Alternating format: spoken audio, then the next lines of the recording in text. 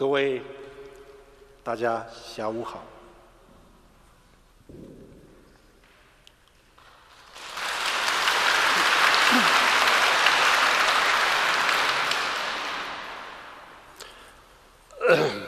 今天感到非常的高兴，原因有2个，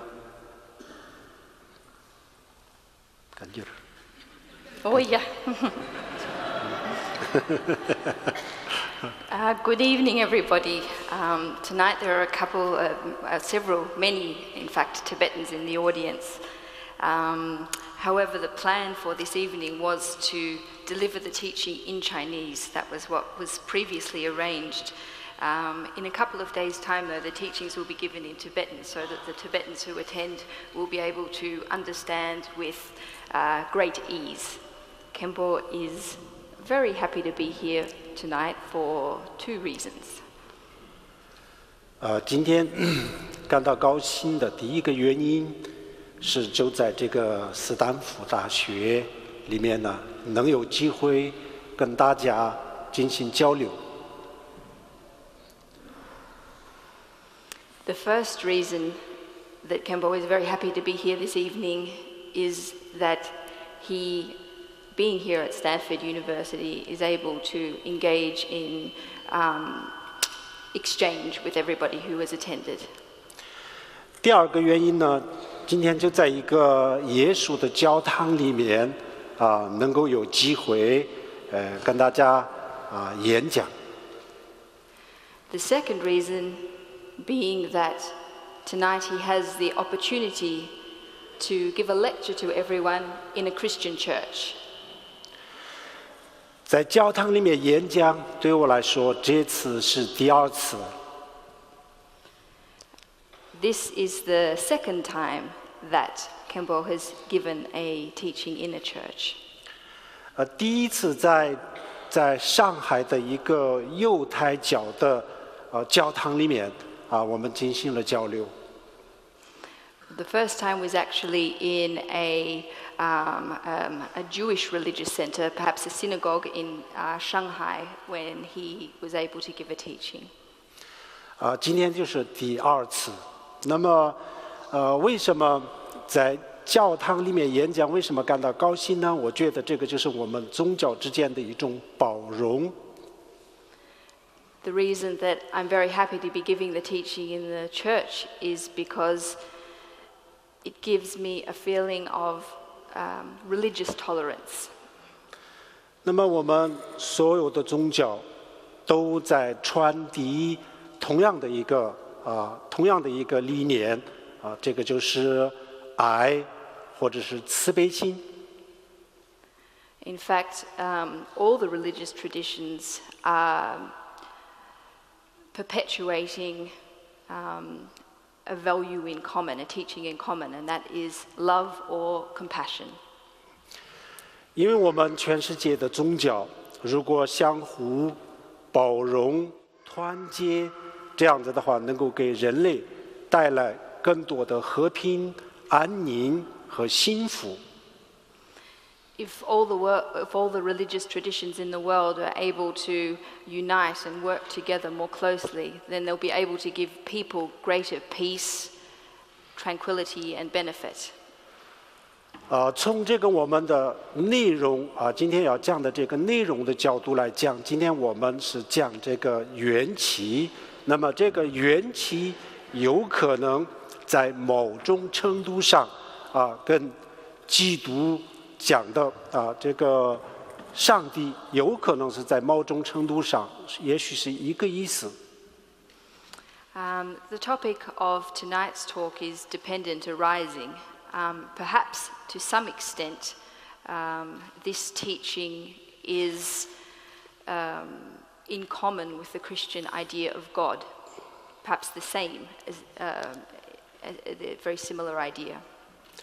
那么我们今天的交流的这个题目呢，就叫做缘起性空和现代生活。The title of tonight's teaching is Dependent Arising, Emptiness, and Modern Life. 那么今天我们这个讲座呢，我们先分2个阶段。第一个大概就是1个半小时这样子的时间当中呢，我来讲然后呢，剩下来的半个小时当中，我们可以提问互动交流。Tonight's teaching is going to be divided into 2 sections. The first section will be approximately 1.5 hours, during which Khenpo will deliver his teaching, and then the remaining half hour will be an opportunity for members of the audience to ask any questions they might have.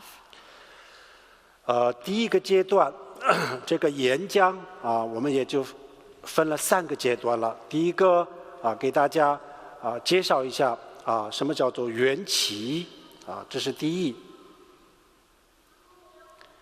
In terms of the first section of tonight's teaching, the first part will be about dependent arising, and Khenpo will explain to everybody what is meant by this term. 第2个阶段呢，再介绍一下什么叫做空心。The second section will be about emptiness. 第3个阶段呢，这个缘起跟空心跟我们的生活有什么样的关系这个就第3个阶段。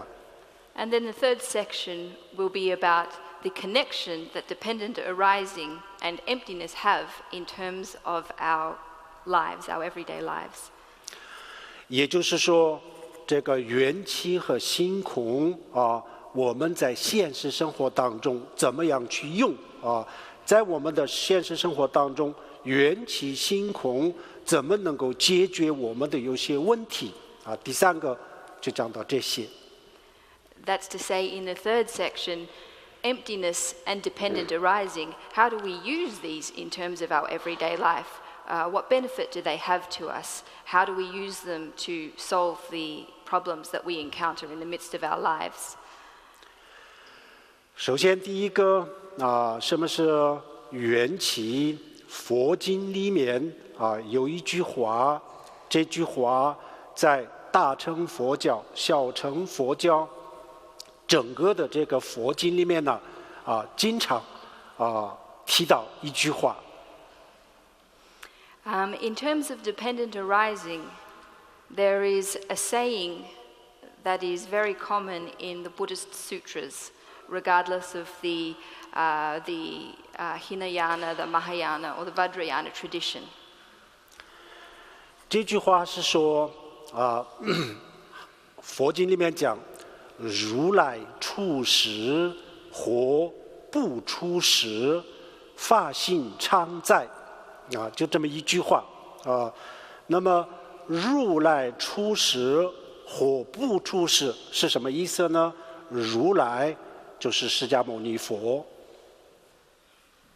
And this saying is, the ultimate nature of reality, or the true nature of existence, exists regardless of whether there is a Buddha.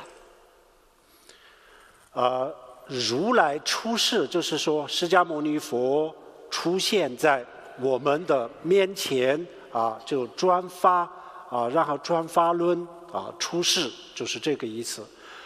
或不出世就是说，万一释迦牟尼佛没有出现没有给我们转发论这就是如来若出世若不出世就是这个意思。So the part of the saying that relates to whether or not the Buddha arises, whether or not there is a Buddha or not, refers to whether or not there is a Buddha who emerges in this world, turns the wheel of Dharma, gives teachings, or whether the Buddha does not arise. 法性常住，法性是什么呢？法性就是自然的规律，自然的规律，常住就是自然的规律，跟释迦牟尼佛的出现没有任何的关系。是这个自然的规律永远都是存在的。And the ultimate nature of reality in this saying refers to the true nature of things as they are, independent of whether or not there is a Buddha or not. 释迦牟尼佛出世转法轮就是2500多年。那么2500多年以前，3000年、5000年，这个时候有没有这个自然的规律呢？自然的规律佛没有出世之前就是存在的。The Sakyamuni Buddha, as he is known, appeared on the earth over 2,000 years ago. But prior to that, 3,000 years ago, or even 5,000 years ago, did the nature of things exist as they are? Yes, of course they did. 释迦牟尼佛出世圆寂以后，也就已经2500年左右。那么释迦牟尼佛圆寂了以后呢，这个自然的规律存不存在？自然的规律仍然存在的。And after the Buddha passed into nirvana approximately 2,500 years ago, after that, did or does the ultimate nature of reality exist? Yes, of course it does. It is enduring. 这句话佛教它想表达什么呢？ With this saying, what is trying to be expressed? 佛教想告诉大家，这个世界跟释迦牟尼佛的出生、诞生、出现没有任何的关系。 The meaning of this saying is that the nature of this world that we live in, the ultimate nature of reality, is independent of, separate from the birth, the existence of the Buddha. 换句话说，释迦牟尼佛是这个宇宙真理的发现者，但是他不是创造者。 To put it another way, the Buddha was the discoverer of the truth of the ultimate nature of reality, but he wasn't the creator of that truth. 这个宇宙万事万物，包括我们一个人的身体和我们的这个内在的精神的变化都是有它的规律，但是这个规律呢，跟释迦牟尼佛是没有关系。 The external world that we live in and the internal nature of ourselves, our moods, our feelings, etc., all have their own nature, all have their own way. But this way in itself is independent of the Buddha. 释迦牟尼佛呢，他了解这个世界的变化，内在的精神的这种变化，他为什么要这么变化？如果我们要控制这个变化的话，那么需要用什么样的方法去控制他只是知道这个而已。 What the Buddha understood was the changing nature of the internal self, and that is what the Buddha understood. 那么这个自然的规律，用佛教的话来讲就叫做缘起这两个字；用藏文讲就叫做 dimjir 缘起。 So, dependent arising, the ultimate nature of things, is referred to in Buddhism as dependent arising, in Chinese 缘起 and in Tibetan dimjil. 那么我们先了解一下什么叫做缘起。 So let's talk first about what dependent arising actually means. 在佛教里面只有两个词汇，一个叫做缘起，一个叫做缘灭毁灭的灭。 In Buddhism, there are two words. One is about arising, and the other is about extinguishing. 那么宇宙的万事万物跟释迦牟尼佛的这个出现没有关系，那跟什么有关系呢？跟他自己的因缘有关系。If all the myriad phenomena in the world are independent of the Buddha, then what are they related to? Well, they're related to all of their dependent conditions. 比如说这朵花啊，它的这个出现啊，就是由它的因和缘来决定啊，就有了它的种子啊，有了适当的这个湿度、温度、时间、空间啊，这样子的话，这朵花它会出现。For example, this flower, the existence of this flower is due to a particular set of causes and conditions. So, for example, it needs its own seed, it needs the proper temperature to grow, the proper space to grow in, the proper nutrients, etc. 这个成长的过程当中啊，不需要释迦牟尼佛去参与，也不需要释迦牟尼佛去做什么事情，因为有了这些自然的因缘，它就会诞生。The process of this flower growing and becoming a flower doesn't require the involvement of the Buddha. It becomes a flower on account of its own particular set of causes and conditions. 然后越灭是什么呢？比如说啊，这朵花它的湿度、温度、时间、空间啊，这些因缘当中，某一个比较关键的、比较主要的因缘不存在的时候呢，就是这朵花啊，它也不能维持，它也就会毁灭啊，这叫做缘灭。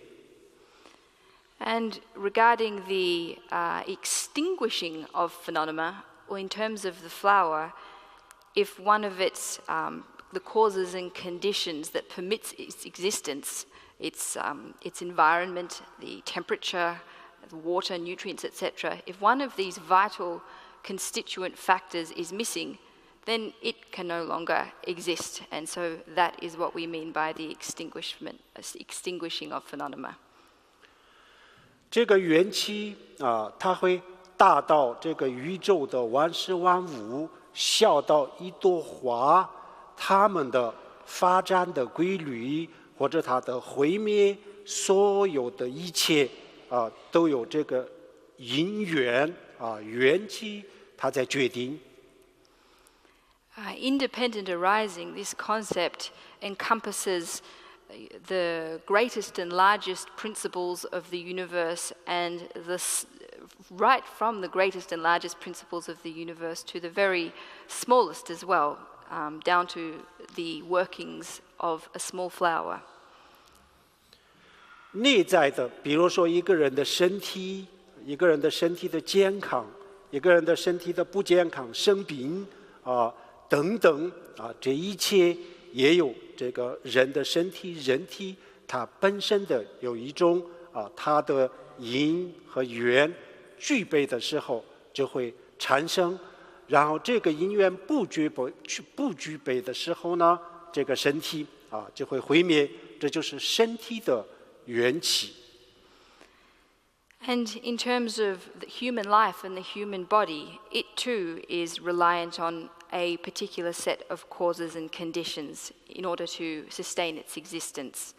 And when those conditions and causes occur, then the human body can exist. And when they don't, it ceases to exist. 然后内在的这个缘起呢，就是我们的精神世界啊，我们开心、不开心、感到幸福、痛苦、抑郁、恐慌啊等等，所有的这些我们的内在的变化，也有它自己的因缘。只要有它这个缘起两个字，它就会产生啊缘灭啊，就是其中的某一个因缘不存在的时候呢，然后我们内在的这个恐慌、痛苦等等会消失，这叫做缘灭。And likewise, our internal state, our inner state, our moods also operate according to the doctrine or the principle of dependent arising. Our moods, happiness, sadness, depression, fear, are all comprised of their own particular set of causes and conditions, such that when one of those conditions does not exist, then that particular feeling or mood or emotion that we have will disappear. 那么这个缘起和缘灭决定万事万物的发展和万事万物的毁灭。The dependent arising, the arising of phenomena, and the extinguishing or ceasing of phenomena explains and accounts for all phenomena. 那么在这个过程当中呢，释迦牟尼佛他就发现这个宇宙，或者是尤其是我们的人的内在的一些很多的幸福、快乐、痛苦、恐慌这些，它到底来自于什么？以什么样的方法可以消失？他比较清楚这个过程和这个方法。So what the Buddha realized was these internal states that we experience, how do they arise and then how do they cease? How do we control these states? This is what the Buddha realized. 这些因缘当中呢，从佛教的角度讲，它就会分两种因缘一个因缘叫做近因，就是最近的因缘，也就是当下的因缘；另外一个叫做原因，这个原因呢，有可能是比较早一点的中下的一个能量，今天在发挥作用，这叫做原因。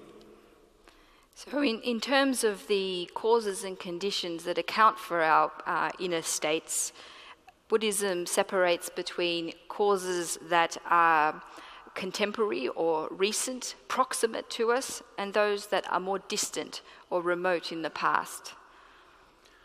那么这个原因，用佛教的话来讲这叫做因果因果。那么从基督的角度讲这个叫做上帝。这两个也许是一个意思，但是我们还要进一步的去研究。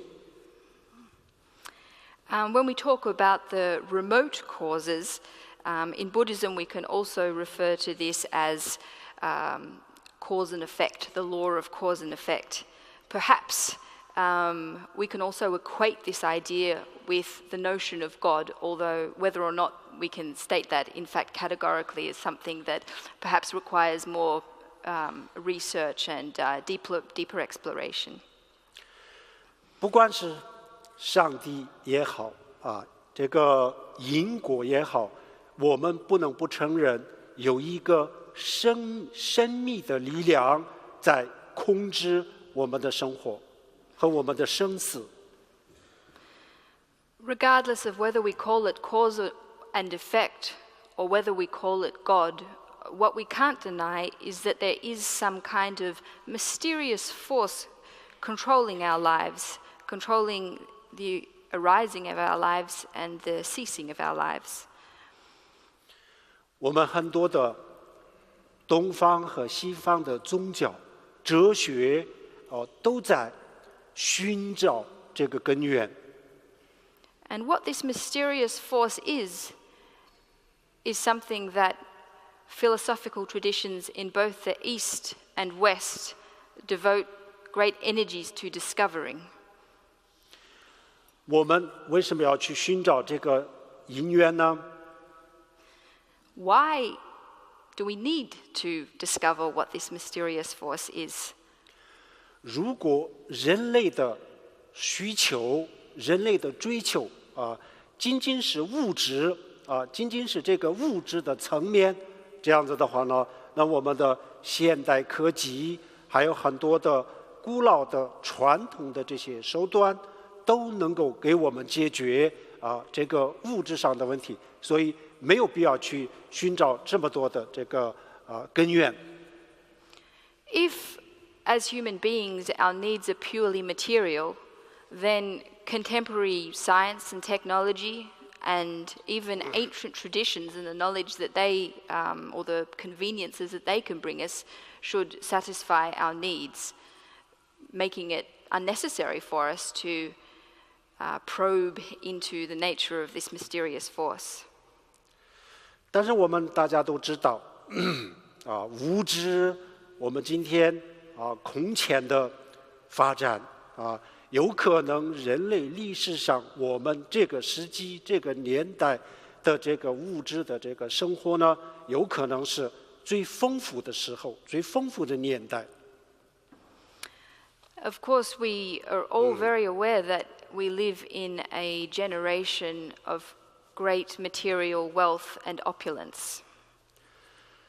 过去19世纪、18世纪这样子的时候呢，我们很多人都觉得只要有很多的钱只要有物质的生活非常的丰富，我们会很幸福。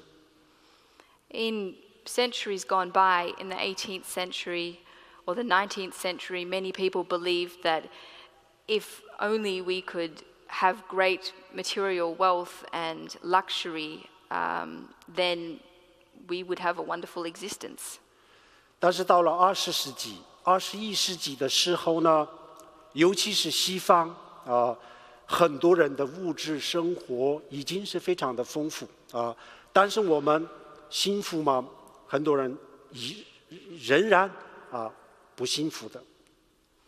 However, by the 20th and 21st centuries, particularly in Western countries where the material standard of living has already reached an extremely high level, have people discovered happiness? Do they feel happy? Not necessarily. 我们的生活节奏越来越快，竞争越来越激烈，生活的压力越来越大那么在这种情况下，我们的内在就是越来越缺乏安全感和幸福感。In a society where our pace of living is ever increasing, where we live amongst constant competition and feel immense pressure in our everyday lives, we characteristically lack a sense of safety and happiness. 这个时候，我们每个人都感觉到，虽然是有钱，虽然是有这个物质生活的这个已经达到了很高的这个水平，但是呢，似乎在我们的生活当中还缺乏了一种东西。Even though people realize that they have obtained a pretty nice level of material living, nevertheless they feel in their hearts that they somehow lack something. 那么在这样子的生活当中，能够给我们带来安全感、幸福感，能够给我们带来宁静这样子的这个知识呢，也许就在这个古老的文化当中。So in this context where we are looking for a sense of safety and happiness and equanimity, perhaps the answers are actually to be found in ancient wisdom. 所以东西方的哲者、学者们不断的在寻找这个我们为什么还不幸福的根源。So scholars and academics in both the East and West continue to ask these questions about why are we still not happy. 也许这个答案我们可以在这个佛教的缘起这当中能够找到。Perhaps the answer to this question we are able to find in the Buddhist doctrine of dependent arising. 这是我们今天要讲这个缘起的第一个原因。And this is the first reason we are going to talk about dependent arising this evening. 今天我们在座的听众当中，有可能一部分是有信仰的，有可能一部分是没有信仰的。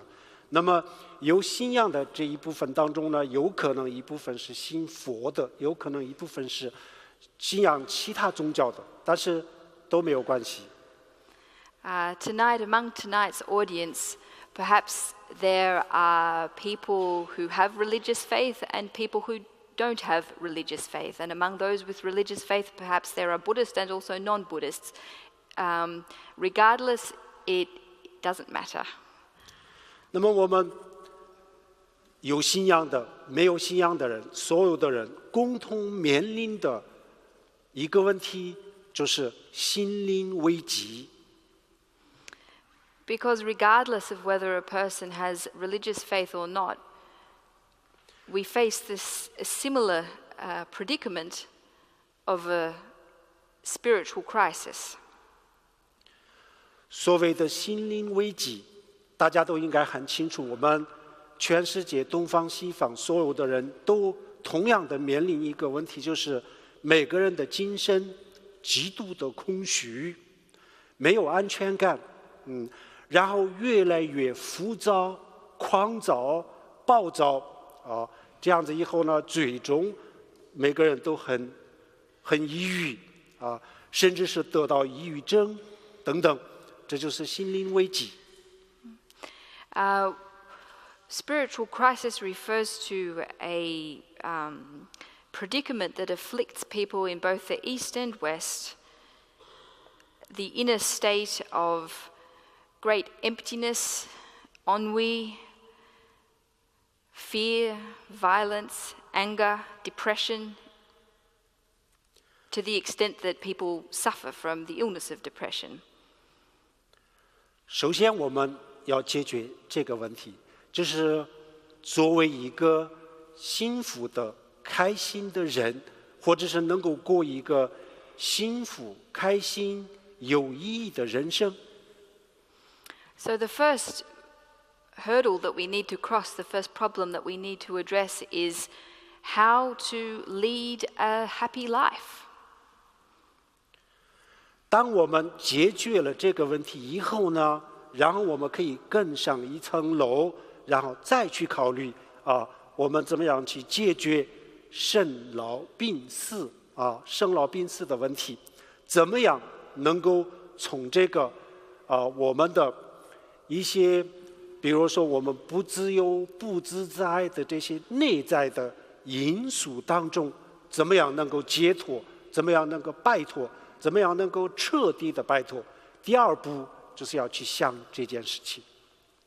So after we've addressed this first stage of how to lead a happy life, then we can ascend to the second stage of how do we obtain freedom in this life? How do we liberate ourselves from those shackles that constrain and restrain us?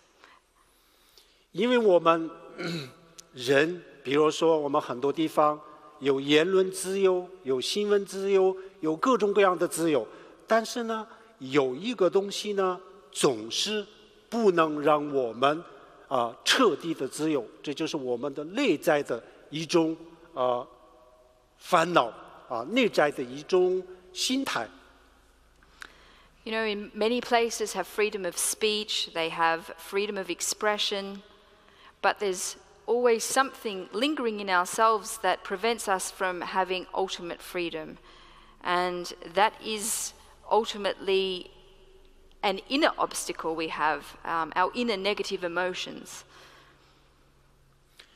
比如说我们生病看病的时候呢，首先医生检查我们的身体，他要找到为什么要生病，这个病的根源在哪里。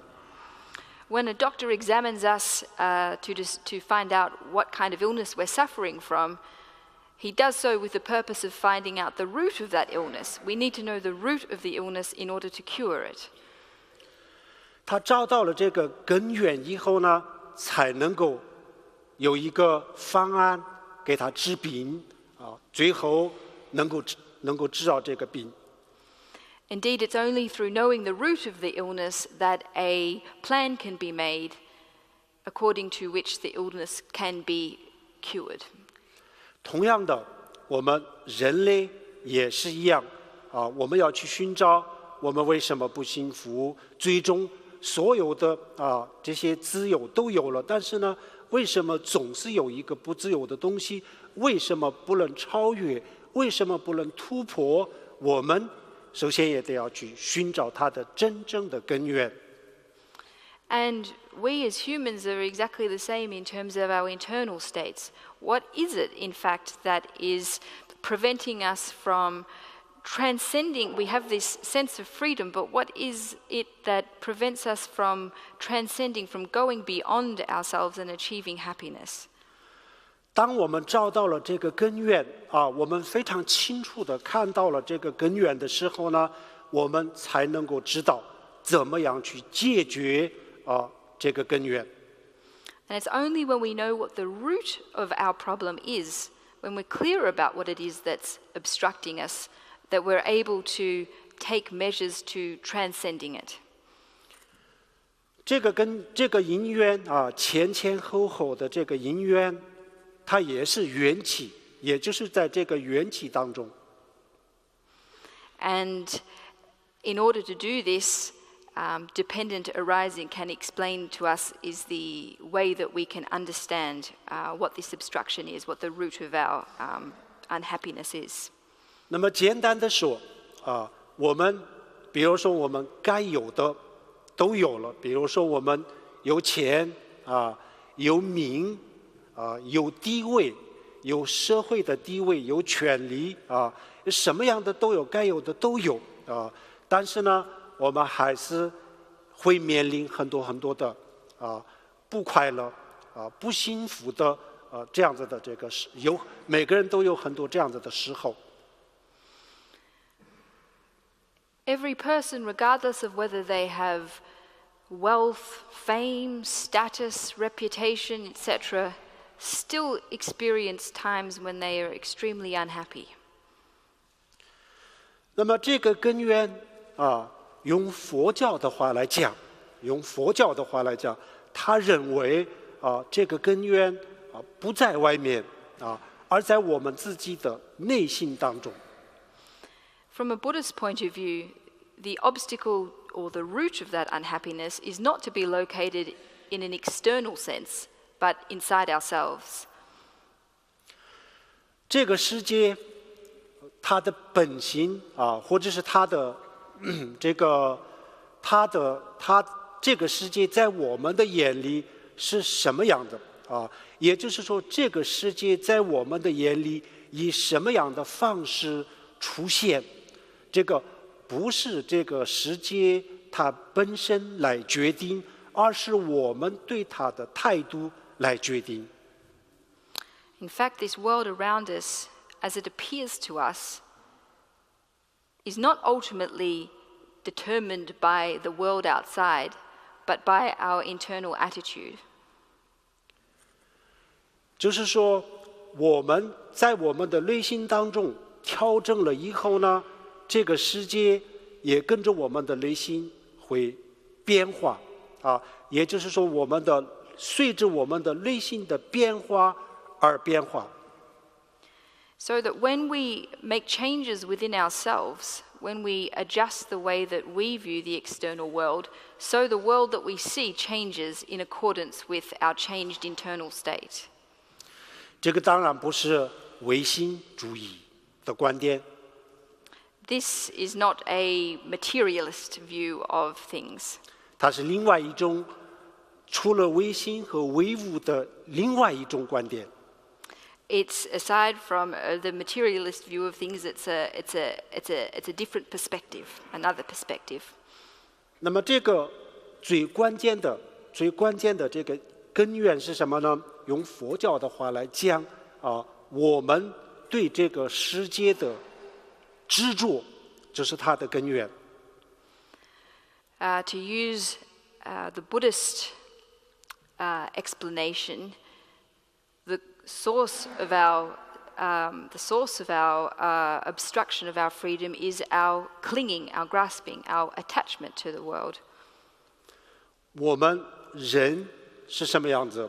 我们希望这个世界希望我们的生活当中的所有的事情，我们要求它按照我的意图，按照我的要求去变化我们总是这样子。We always demand of our external world that it proceed or change according to our plan or our idea of how things should work. 但是这个世界和我们生活当中发生的一切，它不一定能够按照我们的想法去发展、去变化。But of course, the external world doesn't necessarily work like that, go according to the way that we would like it to go. 当我们的要求和这个世界的实际的变化违背相违的时候呢，然后我们的心里就开始升起各种各样的烦恼。When the way that we would like things to be and then the way that they actually are don't occur together, they are different, they depart from each other, then we generate great negative feeling. 这个世界的变化它有它的规律，它按照它的规律去变化，它不会按照我们的意图去变化。The external world will change and go according to its own fundamental nature and not according to our own wishes. 但是为什么呢？就是因为它有它的自然的规律，它有它的缘起，所以它会它的这个规律去发展、去变化。The reason being that the world around us works and proceeds according to the innate nature of its own existence. So that's the way, the principle, the lines along which it works. 但是我们往往希望这个世界按照我的要求去变那么这个时候呢，我们非常的执着很死的执着它，希望我的要求去变那么这个就叫做执着，用佛教的话来讲，这叫做执着。Nevertheless, we always continue to hope that things will go according to our own plans, our own desires, and it's this strong hope or this strong clinging that is called in Buddhism attachment. This is attachment. 这个时候，唯一的方法是什么呢？我们要学会跟着这个自然走。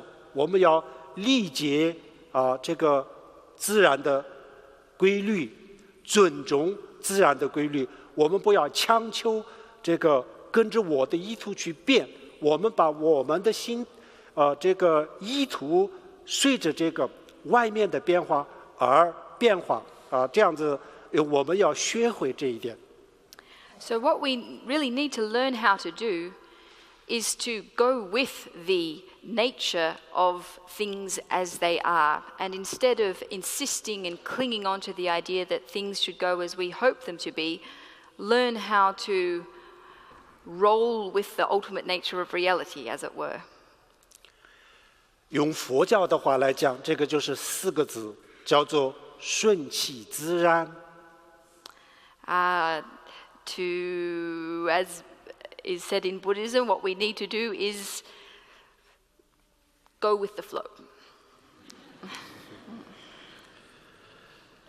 那么这个我们这样子执着，我们为什么这样子执着呢？执着，我们的这个执着，它有没有原因呢？它也有原因那么它的原因是什么呢？就是我们不了解这个世界，这个就是原因。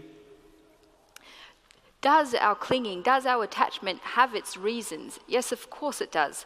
The reason is that we do not understand the nature of the world around us. And in fact, that's the cause, the reason for our clinging. 我们不了解的东西非常非常的多，外面的世界我们不了解，物质我们不了解啊，然后今生我们不了解啊，更加的不了解我们自己。There are so many things that we don't understand. We don't understand so much in the world. We don't understand much about form. We don't understand much about the spirit. Least of all, do we really understand ourselves? 这些所有的不了解啊，用佛教的话来讲两个字，叫做无明。And this lack of understanding is referred to in Buddhism as ignorance. 那么这个不了解啊，导致了什么呢？导致了执着，然后执着导致了痛苦、恐慌，这样子，这就是另外一种缘起。So this lack of understanding causes clinging, and then this clinging causes suffering and pain. So this, in its own way, is a kind of dependent arising. 如果我们不像恐慌不像这个痛苦这样子的话，那么我们要去学会解决这个执着。If we don't want to live in a state of fear, and if we don't want to live in a state of pain, then what we really need to do is learn how to let go of our attachment. 怎么样能够解决这个执着呢？用佛教的话来讲我们不是求神，不是求鬼，用自己的智慧来解决这个问题。So how are we going to go about doing this? Is it by supplicating the gods or the ghosts? No, of course it's through our own endeavors, through our own efforts. 那么需要什么样的智慧呢？这个就是我们要讲的第二个阶段，就是空心或者是真无这样子的智慧。And then the wisdom that we need to do this is the wisdom of emptiness, and that's what we're going to talk about in the second section of this teaching. 接下来我们就讲第二个阶段。And now we are going to go on to talk to the second section of the teaching. 第二个阶段就是我们刚才讲了能够解决这个执着的主要的这个力量我们刚才提到了佛教不认为它是某一种神、某一种鬼，而是自己的智慧。那么这个智慧来自于什么呢？ So the power or the force that we need to use in order to conquer our pain and our fear, this wisdom comes from emptiness. 证悟或者是顿悟、证悟这两个字，在佛教里面，尤其是在这个大乘佛教里面呢，是一个高频率的词汇。To realize the nature of emptiness, or to become enlightened, to become awakened, are very frequently used terms or frequently heard terms in Buddhism. 就是说，佛教的戒律、佛教的禅定佛教的一切，最终就是为了这两个字。Ultimately, all of Buddhist discipline or meditation, etc., is all in order to achieve that, the realizing the ultimate nature of existence. 佛教认为我们今天不愿意老，也得要衰老不愿意死亡，我们大家都不愿意死亡，要面对死亡。我们大家都不愿意生病，要面对生病那么为什么呢？为什么我们要面对这么多我们不愿意面对的事情呢？他认为所有的这个根源就是我们自己的内在的因素，无明。We have to encounter so much that we don't want to encounter, whether it be aging and death. But from a Buddhist point of view, why is it that we have to encounter so much that we don't want to? The reason is ultimately our ignorance. 那么这个内在的问题解决怎么样解决？那么无明这两个字就是一个，也就是另外一种用我们世俗的词汇来讲，就是愚蠢、愚昧这样子的东西。What we refer to as ignorance could be put in a more everyday sense as probably not a more in the everyday sense, benightedness. Yes. 那么这种愚昧是一种非常非常深也就是一个非常严重的愚昧和愚蠢。This kind of stupidity or benightedness is a very serious and deep kind of situation. 那么这个污名呢，怎么样去解决呢？我们大家都知道，比如说一个人很愚昧、很愚蠢的话，那么他的这个愚蠢的问题怎么样解决呢？大家都知道那就是要变得聪明，变得有智慧，就解决这个问题。这个是大家都很清楚的事情。If you have a really stupid or foolish person, then how is that person to go about improving themselves? Obviously, by becoming more intelligent and acquiring more wisdom. This is obviously how a stupid or foolish person would go about improving themselves.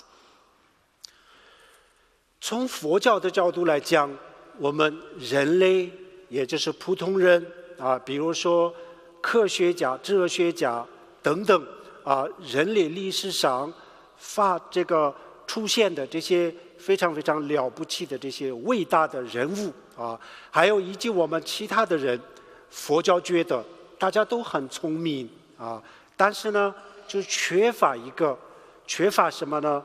缺乏智慧。So in our world history, there are many people that are commonly regarded as mighty discoverers of various inventions, scientists and inventors, etc. But from a Buddhist point of view, despite recognizing the achievements and capacities of these individuals, it's quite possible that they lack a certain kind of wisdom. 那么佛教它为什么说我们人类我们普通的人为什么说没有智慧呢？就是因为我们比如说非常伟大的这个哲学家，像笛卡尔非常伟大的科学家爱因斯坦等等这些人，他们的盲点是什么呢？就是自己他不知道他是什么。So from a Buddhist point of view, even great philosophers like Descartes or great scientists such as Einstein, their blind spot from a Buddhist point of view is that their endeavors, that they did not understand themselves. 他们知道很多很多很多外在的东西，他们非常了不起，他们非常的伟大，他们对人类的贡献也是非常的了不起的但是呢，不能不承认，他们最终他不知道他自己到底是什么。They were admittedly extremely mighty in terms of what they understood about the external world, about their achievements and their creations, but what they didn't understand was themselves. 所以佛教觉得我们人类很聪明，非常的了不起的，但是就是缺乏这么一点智慧。So from a Buddhist point of view, we might be extremely intelligent and smart, and it's possible to certainly recognize these gifts and capacities that people have, and yet at the same time, we can still lack this particular kind of wisdom. 那么这个智慧是什么呢？简单的说，就是要彻底的了解自己，就是这个智慧。What is this wisdom? This wisdom is about thoroughly and completely understanding oneself. 我们今天大多数的人知道这张桌子，以我们的感官去看，它就是一张桌子，但是呢，它实际上它不是一张桌子。For example, this table right here, from a conventional point of view, using our conventional senses, it appears as a table, but in actual fact, it's not just a table. 它是一大堆的原子、分子、高速运动的一种产物。It is an entity comprised of all kinds of atoms rushing in and mingling amongst each other in a great flurry. 也就是说，这个原子分子高速运动的时候呢，在我们的视觉当中产生了一种错觉，这个叫做桌子。In fact, what we regard as a table, what we see as a table, is the atoms at a particular velocity coming together such that they appear in our visual sense as a table, and that's what we know as a table. 这叫做教堂、世界、太阳系、宇宙。And that's what everything around us that we see tonight appears as. Everything that we perceive as being what it is functions along similar principles. 我们对世界有很多很多的错误的认识。We have a great deal of mistaken understandings and perceptions about the world. 我们对自己也有同样的，也有太多太多的错觉。And in fact, in relation to ourselves, we also have a great number of mistaken understandings. 也就是说，我们生活在一大堆的错觉当中。So, in fact, what we are living in is living in the midst of a great pile of mistaken apprehensions. 但是我们从诞生到死亡，绝大多数的人从来不知道这一点。But most of us, from the time we're born to the time we die, don't realize this. 这些错觉给我们带来太多太多不切合实际的欲望。These mistaken perceptions create or generate in us so many desires that don't correspond with reality. 这些错觉给我们带来太多太多的仇恨和抱怨。And these illusions and mistaken perceptions generate in us so much anger and resentment. 那么给我们带来这么多的欲望，这么多的抱怨、仇恨的这些东西，真的是我们所想象的那样子存在的、真实的吗？ These things that generate in us so much desire and anger and resentment, are they really as they are? 这个答案，科学，现代的科学给我们提供了一部分的答案。The answer to this, science provides us with a partial answer, part of the answer. 但是最终的，尤其是精神上的，尤其是自我的一些答案，科学到目前为止没有给我们提供一个满意的回答。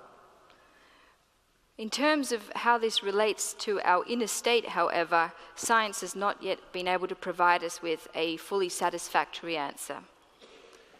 这些答案也许佛教的这些知识里面呢，可以找到一些。But in terms of this answer, perhaps within the Buddhist wisdom, we can find some answers. 那么这个答案是什么呢？佛教里面就讲空性这两个字。in respect of this answer, Buddhism talks about emptiness. 那么缘起和空心这两个词汇，实际上就是一个意思，是一个硬币的两个面。Actually, dependent arising and emptiness are in fact ultimately the same meaning, one meaning. They're two sides of the one coin. 这个世界即使缘起也是空心。This world around us is on the one hand the result of dependent arising and at the same time emptiness. 那么这个问题我们还不了解的时候，就觉得这两个是矛盾的。When we haven't understood this, or until we've understood this, then it can appear as if the two are in fact contradictory. 为什么这么说呢？因为缘起是有因有缘，然后空心呢，没有因没有缘，一切都是空心似乎这两个就是矛盾的。So why does it sometimes appear as if dependent arising and emptiness are contradictory? Well, because in dependent arising we have causes and conditions, but according to emptiness, causes are empty and conditions are empty. There are no causes and there are no conditions. 为什么有这样子的矛盾呢？因为我们不太了解这个真相，不了解真相的时候呢，我们在任何一个问题上都有这样子的问题。So this misunderstanding will continue until we have a proper understanding of the nature of truth. 比如说这张桌子，科学家告诉我们这里没有一张桌子，这样子的时候呢，以我们的常识来看这个是不可能的。为什么呢？我们的眼睛的的确确就看到了一张桌子。我们的生活当中呢就是的的确确存在一张桌子，怎么可能没有桌子呢？我们会有这样子的想法。So, for example, if scientists tell us that what we perceive as a table is in fact not a table, well, it's quite natural to be thinking that, how can that be? What I see in front of my eyes is a table, and what I use in my everyday life is a table. 那是为什么呢？我们的感官，尤其是我们的视觉它一直都告诉我，这里就是有一张桌子它不断的给我传递一种信息什么信息呢？它不断的给我传递一个信息，就是这里就有一个四四方方的桌子，我的视觉告诉我这件事情，然后我的心，我的意识相信了我的视觉给他传递的信息，最后他判断这里就是有一张桌子。The reason is that our visual senses tell us that what we see here is a table and continuously feed us this message that what we are seeing is a table. As a result, our mind, our consciousness believes our visual sense such that we believe or buy into the idea that this is indeed a table. 那么我们现在大家都知道这里实际上只有一大堆的原子和分子没有桌子，我们接受了，今天我们大家都接受了，但是呢，我们的视觉当中呢，仍然是一张桌子。So even though everyone here tonight might be able to accept that this table we see is comprised of a whole heap of atoms, nevertheless in our everyday lives it still remains a table. 过去我们的心我们的意识就跟着我们的视觉。那个时候呢，视觉告诉我们有桌子，我们相信有桌子，这两个走到一起，不矛盾，没有冲突。Previously, our consciousness or our mind followed and believed our visual senses that what we saw was a table. There was no contradiction between what our visual sense was telling us and then what our consciousness was believing. 现在我们的意识已经接受了，我们的意识已经知道了这里没有桌子，但是呢，我们的视觉仍然是不断的提供过去的这种错误的信息一直都告诉我这里有桌子，有桌子那么这个时候呢，我的视觉和我的意识发生了冲突。So now our mind or our consciousness might recognize the fact that what we see is not a table. In fact, it's just comprised of a whole heap of atoms. Nevertheless, our visual sense continues to provide us with or to feed us old information that what we see is a table.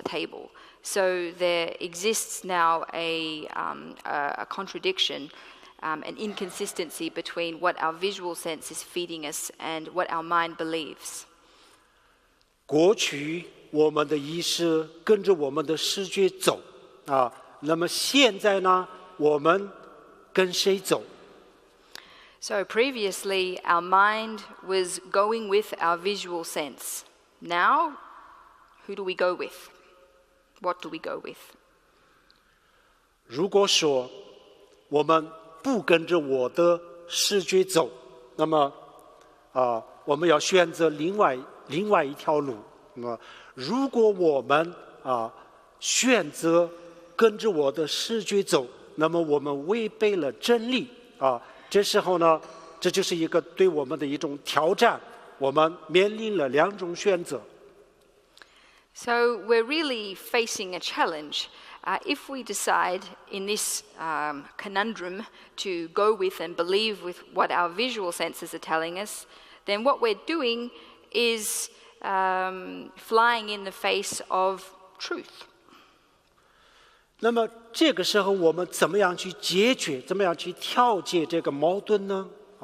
我们会说，我们的视觉看到的是错觉，它的真相是显微镜所看到的不存在桌子，一大堆的分子，这是它的真相。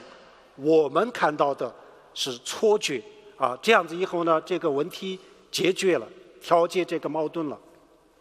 So we're able to reconcile this challenge by saying that, in fact, what we see in our visual senses, a table, is in fact not. What actually is the table, the atoms rushing around back and forth, etc., is able to be perceived by a high-power microscope. But that's not something that our conventional visual senses are able to perceive. 那么这个时候我们为什么要选择这张桌子不存在的这种观点呢？就是因为它是显微镜的结论为什么要跟着显微镜的这个结论走呢？因为显微镜它看得比我们的肉眼更加的清楚，所以我们只能跟它走。So why do we decide to take this approach to accept that what we see as a table is in fact not the ultimate reality of the table? Well, we do so because we accept that a high-powered microscope can see with greater clarity or higher resolution than our own naked human eye. 那么这个时候呢，我们会认为，在我们的生活当中，在我们的视觉当中，它就是一张桌子。但是从它的真相来讲，它不是桌子这两个是没有矛盾的。So in this situation, we can accept that what we see with our eye is a table, but what in its ultimate reality is not a table. We're able to accept these two things, that what we see and the ultimate reality are not the same. 为什么不矛盾？这两个的层次不一样。层次显微镜它看到的比我们的肉眼的高一个层次。从显微镜的角度去看，这里没有桌子但是我们把这个层次再降一个级别，以我的肉眼看这里那么就是有一张桌子所以这个角度不一样，层次不一样，所以不矛盾。So there's not a contradiction between these two ideas, between the idea that what I see with my naked eye is a table, and the idea that this in its ultimate nature is not what I perceive as a table, because we're really talking about two perspectives, two different spectrums, one being the human eye and the other being a high-powered microscope. So because we're talking about spectrums or levels or frequencies, there's no inconsistency or contradiction between these two positions. 同样的，我们这个两个级别，比如说以我们的肉眼看这个世界永远都不是空性，而是缘起。So in the same way, we can look at the world around us and say that, see that what we see as the world is not emptiness, but dependent arising. 就像显微镜一样的另外一个更高的智慧来看这个世界，那么这个不是桌子一大堆的原子分子。So looking at the world in this way is sort of appreciating it, being able to look at it in two spectrums of appreciation is like being able to say the table is a table with my naked eye, but a flux of atoms with a high-powered microscope. 这个时候呢，桌子不存在，但是原子分子我们仍然觉得它是真实的。So when the table is in fact a flux of atoms, nevertheless our eyes are able to appreciate it as a concrete table. 在这种从这种方法再往下，再往深处走这样子的话，那么科学今天已经走到了像夸克量子线理论，就是走到这一步。但是呢，这一点它还没有突破。So contemporary discoveries in physics, quantum physics, etc., have been able to discover and confirm this, but beyond this, they've not been able to transcend. 佛教的观点呢，它已经突破了这一些能量，这个夸克能量等等，零点能等等这些最细微的、最细微的这些物质都已经突破了。最后呢，佛教它就是走到最深的地方，它发现在最深的地方呢，实际上没有发现任何东西。So Buddhism has been able to go beyond the most micro concepts of physics to discover that ultimately beyond all of this is emptiness. 我们相信50年之内、80年之内，科学一定会告诉我们这一点。And we believe that in the next 50 years or 80 years at some time in the future that this is what science will be telling us. 这个时候呢，我们彻底的明白这个世界到底是什么。And at that point, we will completely understand what this world is, what the ultimate nature of things is. 但是还有一个问题没有明白，就是我们这个时候我们还不了解、不明白我们的精神世界是一个什么样的世界。But at this point, we still have an unresolved problem, and that is that we don't understand our own inner state, our own internal universe, as it were.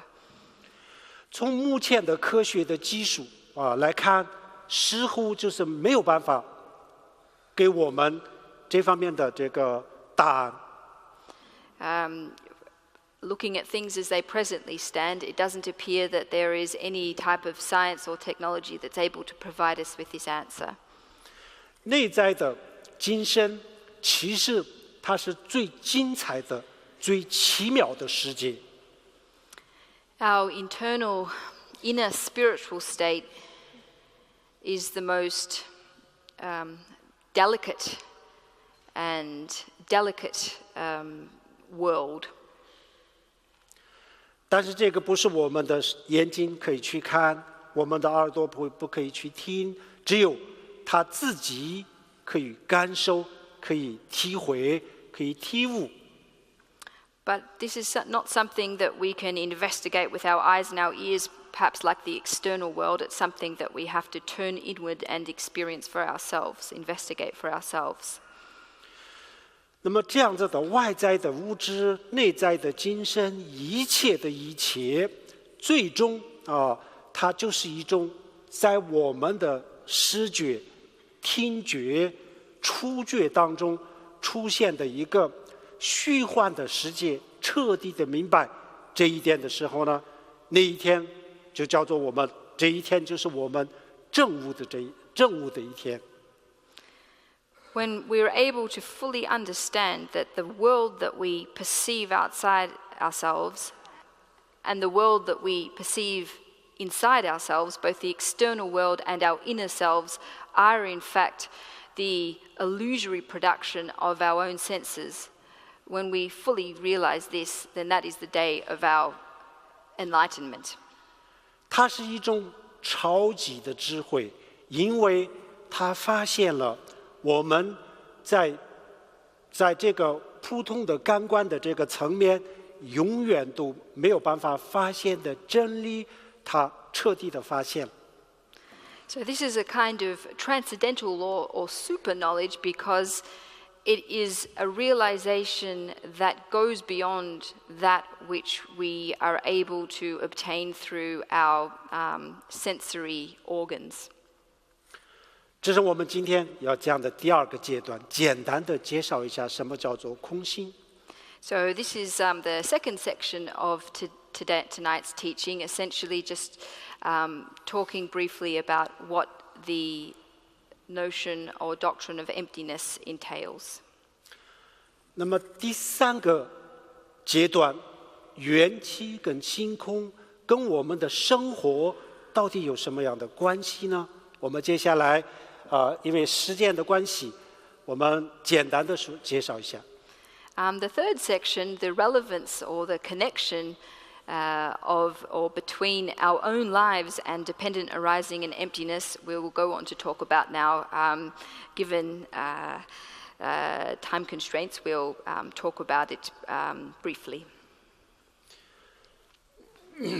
当我们彻底的明白这个世界就是一种虚幻的世界这样子的时候呢，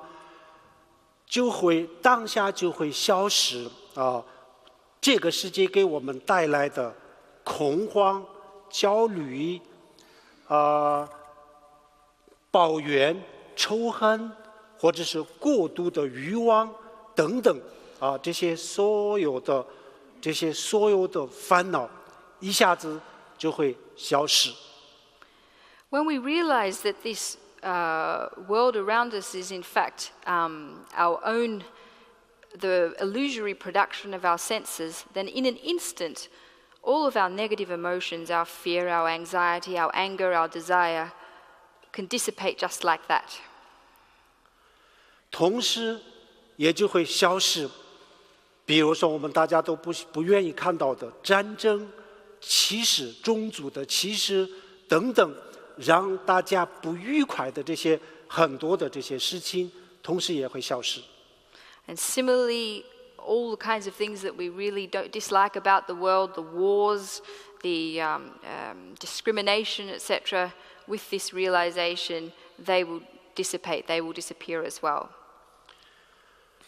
也可以，同时也可以消失。比如说，我们有些时候对这个世界的一些过度的欲望或者是我们获得一些东西的时候的这种狂喜特别过分的这种喜欢也会消失。And at the same time, excessive desire that we experience towards things, or excessive joy, obsessive grasping for things, will similarly dissipate. 但是我们可以保持一个非常稳定的一个喜悦和满足感。But what we can do, and what we will be able to do, is maintain a very stable sense of satisfaction and joy. 也能够从此以后也能够过上一个不但是自己幸福，而且能够过上一个非常有意义的人生。And from this point on, be able to live not only happy but extremely meaningful existences. 那就是利他，也就是用佛教的话来讲，普度众生。What this is, using a Buddhist turn of phrase, benefiting others, saving others, benefiting others. 那么证悟了这个空性以后呢，真的能够有这样子，真的能够达到这样子的这个层次吗？我想很多人也有疑问的。Perhaps quite a number of people have doubts about really, once we realize the nature of emptiness, is it possible to achieve such a level, such a state?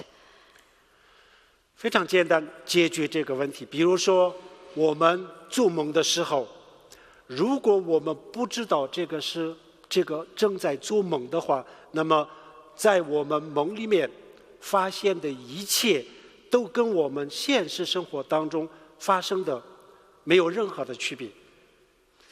I suppose we can use the metaphor of a dream to explain this.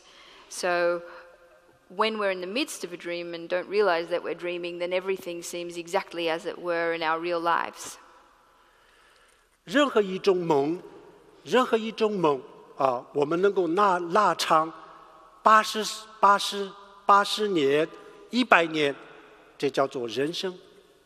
So, a dream that we can extend for 80 years or 90 years or 100 years, well, this extended dream we can call a human life.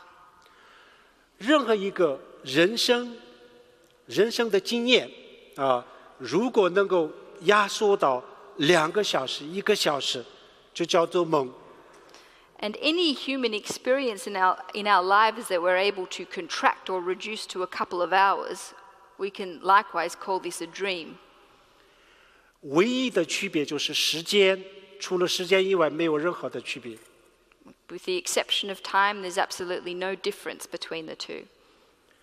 但是这个梦，如果我们不知道在做梦的话，那么梦同样可以给我们带来幸福感、快乐，同样也可以给我们带来焦虑、恐慌痛苦，这都是跟现实生活一样的。But this dream, if we don't understand it's a dream, if we're not aware of the fact of it's a dream, it can still bring us happiness. We can still experience happiness within it, and similarly, we can experience pain and suffering. 如果我们在做梦的时候，突然发现自己在做梦的话那么瞬间所有的痛苦，所有的这个恐慌都会消失，当下就可以消失。But if in the middle of our dream we suddenly realize that, yes, in fact, what I'm doing is dreaming, then all of a sudden, all of the fear and all of the negative experiences and perceptions will disappear in an instant. 我想我们很多的人都有这样子的经验，比如说我们在梦里面做了一件不该做的事情，然后特别的恐慌，特别痛苦的时候，如果这个时候正在这个时候醒过来的时候呢，然后我们就心里很高兴，我原来在做梦。Probably everybody here has had that experience of dreaming and in the dream doing something that you shouldn't have done or we shouldn't have done, and really wishing that at that moment you understood, if you understood at that moment that you were dreaming, then at that point you would experience vast and great relief. 当我们证悟了空性以后呢，比如说过度的欲望、仇恨、抱怨、自私，这些心态跟空性是违背的，所以证悟空性的当下，这些都会逐渐的会消失。So when realizing emptiness, negative emotions like selfishness and anger and hate, desire, etc., because they are in conflict, they're in contradiction with emptiness, they don't accord with emptiness, then slowly, gradually, they will extinguish themselves. 那么这个时候呢，我们同时这些烦恼消失。同样的，我们比如说在梦里就是赚到了很多钱或者是就在某一个方面非常的成功，非常的喜悦，非常的开心的时候呢，从这个梦里面醒过来，这些同样也会消失。But similarly, in the dream, if we're really happy, if we've made a lot of money, etc., upon realizing that we are dreaming, then likewise, that will all disappear at that point as well. 那么很多人想，那我们证悟空性以后呢，我们既没有这些抱怨仇恨，然后也没有这些喜悦，那我们是不是变成植物人呢？不是。Some people think, well, if upon realizing emptiness, if I don't have happiness and joy, and I've not got this sadness and anger and avarice, then what am I? Am I like a vegetable person? 比如说，我们从梦里醒过来的时候，在梦里面发生的喜悦、快乐、恐慌都消失了，但是呢，它可以过现实生活。Even though all of these things will have dissipated upon us awakening from the dream, what we can start to do is lead our real lives. 当我们证悟空性了以后呢，就是这些错觉给我们带来的恐慌和烦恼和喜悦都消失了。但是呢，我们可以有一个跟这个真理符合真理的喜悦，可以有一个这样子的生活。So even though the joy and the suffering and all of the emotions that are generated by our mistaken perception of the way the world operates will disappear upon awakening from the dream, when we what we will be able to do upon awakening is have a life that accords with the nature of reality, the nature of truth as it is. 证悟了空性以后呢，我们还会来到这个世界，但是呢，这个时候我们看到这个世界跟我们现在看这个世界也是不一样的那么证悟了以后，来这个地球和现在我们来到这个世界的意义不一样。那个时候呢，我们是来帮助所有人的。So after realizing emptiness, we still will return to this world. We will still exist in this world. But the way that we perceive things and the meaning of being in this world will have radically changed insofar as the meaning of our existence will be to benefit others. 非常感谢，我的讲座到此结束。Thank you, everyone. tonight's teaching will come to a close.